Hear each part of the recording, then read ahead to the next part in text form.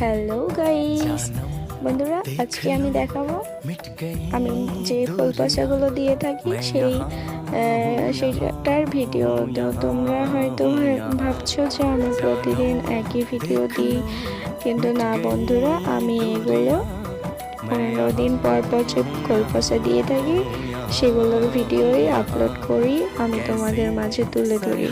তো আমার এইগুলো আমি শুধু এই ভিডিও দিয়েই নয়, আমি প্রতিদিন আমার গাছগুলোতে যেগুলো পরিচর্যা করি সবগুলোই আমি তোমাদের মাঝে শেয়ার করি।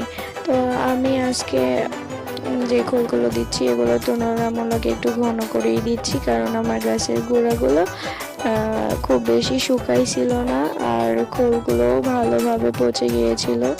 যদি আর কিছুদিন রাখতাম তাহলে বেশি খোল পচে যেত, সেখান থেকে হয়তো অনেক পোকা জন্মিত, তো আমার ফলগুলো নষ্ট হয়ে যেতে পারত। তো বন্ধুরা, এভাবে আমি আমার গাছগুলোতে পরিচর্যা করি। আজকে আমার অনেকগুলোই গাছের কাজ হয়েছে, সেটা হচ্ছে গাছের ডিমের খোসাগুলোও দিয়েছি, আর পুরো ছাদগুলো আমার পরিষ্কার করতে হয়েছে।